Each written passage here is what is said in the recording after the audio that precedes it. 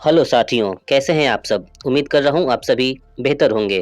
2020 की सीरीज में आज है पेश बायोलॉजी के top 20 question. Who is called the father of genetics, और इसका सही जवाब है मेंडल। अगले सवाल की तरफ बढ़ते हैं। The other name of cork tissue is, मतलब कॉर्क टिश्यू का दूसरा नाम क्या है। और आपके जवाब यदि पता हो तो कमेंट सेक्शन में जल्दी से करें।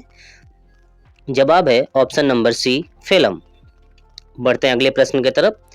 As of a tree with 50 annual rings, मतलब एक ऐसा पेड़ जिसमें 50 एनुअल रिंग है, उसकी एज कितनी होगी। जनरली देखा जाए तो एक रिंग 1 साल के बराबर होता है, यानी कि option number A is the correct answer. अगला सवाल। हाउस फ्लाई स्प्रेड, मतलब जो घर में मक्खी होती है वो क्या फैलाती है। आपके ऑप्शन आपके सामने है, जल्दी से चयन करिए और अपना आंसर बताइए। Answer C is the correct answer, cholera. अगले सवाल की तरफ। Number of eyes in leech, मतलब जो लीज होती है उसमें कितनी आंख होती है। 1 पेयर, 2 पेयर, 3 और 5। आपके ऑप्शन है सी, 3 पेयर। अगला सवाल है। कलम is a disease carried by, मतलब कलम जो एक बीमारी है किसके तरफ या किसकी माध्यम से फैलता है। इसका सही जवाब है option number D, sand fly. बढ़ते हैं अगले प्रश्न की तरफ। बटरफ्लाई मेटामॉर्फिस थर्ड स्टेज किस नाम से जाना जाता है। यानी कि जब बटरफ्लाई अपना रूप बदलती है तो उसमें तीसरे नंबर पर आता है pupa.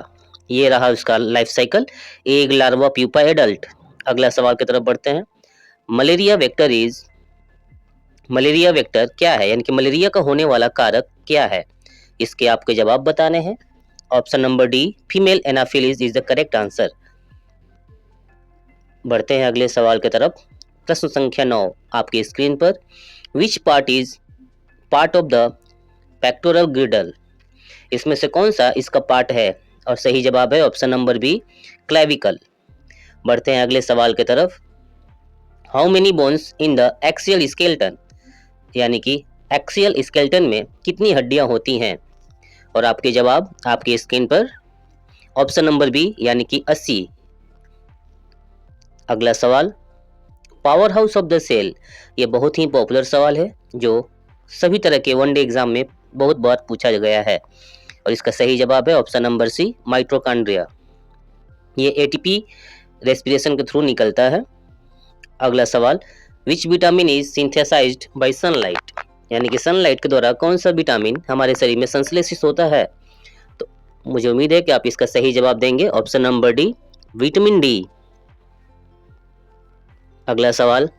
Plant hormone that promote fruit ripening, मतलब फल को पकने के लिए इसमें से कौन सा हार्मोन जिम्मेवार है। और इसका सही जवाब है ऑप्शन सी, इथाइलिन। बढ़ते हैं अगले सवाल की तरफ। Human blood group known as universal donor, आपके सामने 4 ब्लड ग्रुप दिए गए हैं और आपको बताना है कि इनमें से कौन सा ब्लड ग्रुप यूनिवर्सल डोनर है। और सही जवाब है option number D, group O, जिसमें ए और बी एंटीजन अनुपस्थित होते हैं। अगला सवाल आपके स्क्रीन पर। Genetic material in most organism is, यानी कि जो जेनेटिक मटेरियल होता है वो किस नाम से जाना जाता है, डीएनए। अगला सवाल। Blood cell produce in, blood cell कहां पर बनता है। लिवर, बोन मैरो, किडनी या हार्ट। तो इसका सही जवाब होगा बोन मैरो, यानी कि ब्लड सेल का निर्माण बोन मैरो में होता है। अगला सवाल। Largest organ in human body, हमारे शरीर में सबसे लंबा ऑर्गन कौन सा होता है।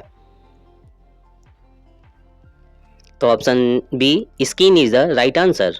अगला सवाल आपके स्क्रीन पर। Which gas do plant use in photosynthesis, यानी कि फोटोसिंथेसिस के दौरान इसमें से कौन सा गैस पौधे यूज करते हैं। ऑप्शन बी, CO2 यानी कि carbon dioxide is the correct answer. Next question. Human enzyme to digest starch, यानी कि स्टार्च को पचाने के लिए इसमें से कौन सा एंजाइम जिम्मेदार होता है।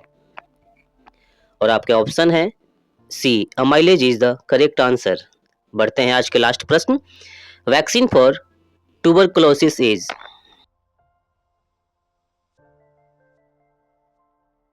तो इसका सही जवाब है BCG, जो कि हमें टीबी से लड़ने में भी सहायता करता है। आज का होमवर्क सेशन का ये सीरीज आपके लिए। Which part help in balance in human ear, यानी कि मनुष्य के कान में कौन सा ऐसा पार्ट है जो बैलेंस करता है। इसका सही जवाब आप कमेंट सेक्शन में दीजिए। ये आपके होमवर्क के लिए। उम्मीद है आज का सेशन आपको पसंद आया होगा। मिलते हैं अगले वीडियो में।